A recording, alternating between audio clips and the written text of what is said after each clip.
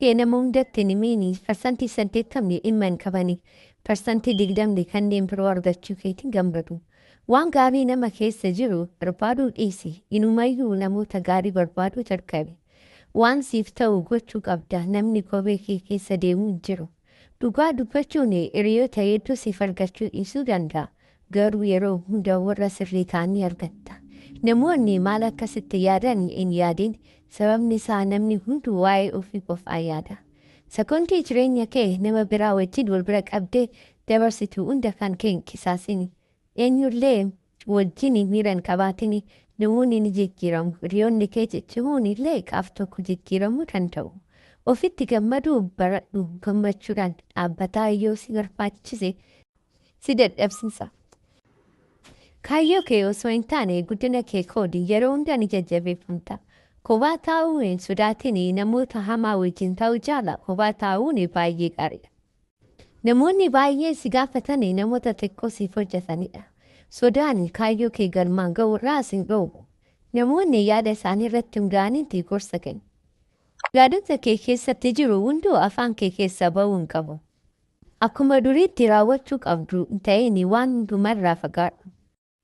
Ifaatiin sagalee caala saffisaa qaba. Kanaafuu namoonni muraasni akka ifaatiin mul'atu hanga dubbachuu isaanii dhageessisatu.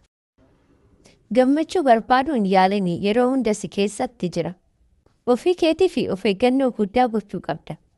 Maatiin kee yeroo hedduu sirrii ta'anii jiru. Sagantaa barnootaa keessatti baay'ee hin guddanne illee akkasumas gargaarsa isaanii dhaabuu hin qabu.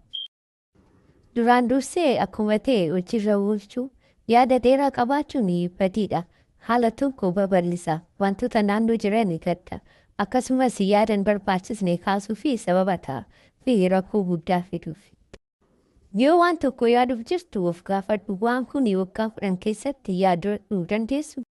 Namni dhugaa dubbatu sirriitti ta'uu danda'a. Ofitti amantaa qabaadhu. Humnaa fi qabannaan yeroo ammaa siif kennamedha. Qooda keetiin bakka itti nafu dhugaa keessa jiraadha. Jireenya kee namoota biroo waliin hin qabiin karaa keetiin sosocho'uu fi guddachuu barbaada. Duraan dursee firoota keetiin faayidaa isaanii irratti filadhu. Ijoollee keetiinis namoota isaanii fakkaatu malee fedhii isaanii irratti guddisuu barbaadadhu. Waan hundumaa qabaachuu ni dandeessa. Waan tokko bakka tokkotti walduraa fi duuba taasisuu ni dandeessa. Hunduu firoota dhugaa kee ta'anii maal akka ta'e beekuu yoo barbaadde hojii gaarii gara duubaatti gootuu fi waan hamaa siif duratti dubbatu ilaali. Balleessuun baay'ee rakkisaadha garuu baay'ee gaariidha. Yeroo fi sodaan walitti dhufuu hin danda'an. Sodaan waliin milkaa'inni baay'ee cimaa fi sodaan xiqqaadha. Namni siif filannoo kennaa jiru sagalee hin kennin. Yeroo namoonni hundinuu si fira ta'anii dhufi keetiif diinata. Qara lamaa fi afaan tokkoon waliin dhalatte. Akkasumas itti fayyadame. Simannaa akka jijjiirama guddaadha.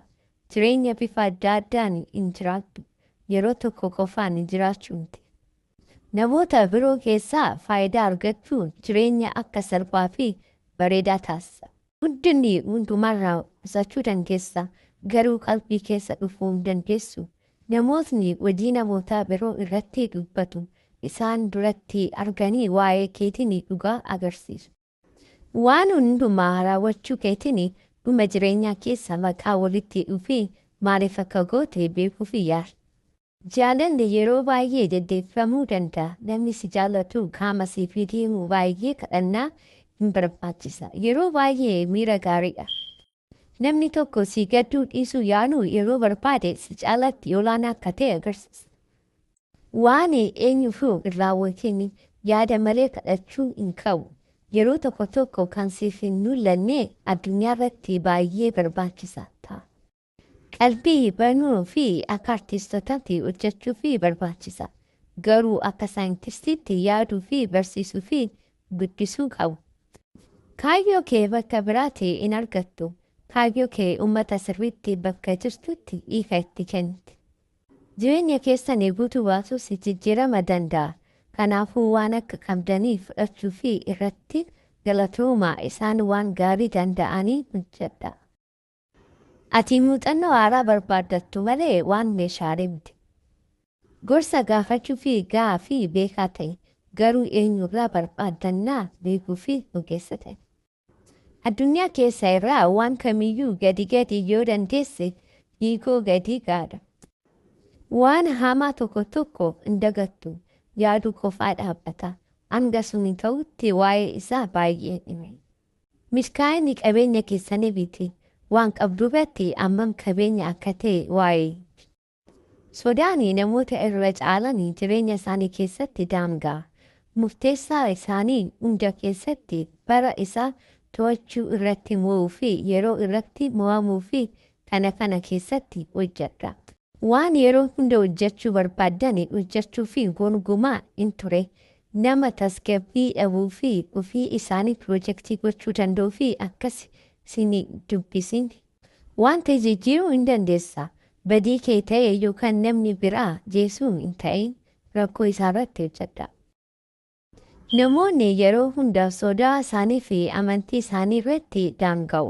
Waan gochuu qaban sagalee kanarratti gaachaa ijaaruudha. Akka irraa of eeguu danda'u. Yeroo tokko addunyaan eenyu ta'e sitti hamuuf yaalaa jira. Garuu yoo yaadannoo fi dhageeffachuu hin dhabiin yoomiyyuu dhageessisuu hin danda'u. Namoonni siif yakkanii siif miti isaan ofii isaaniif. Waan dhufuuf waan darbeerraa wayya.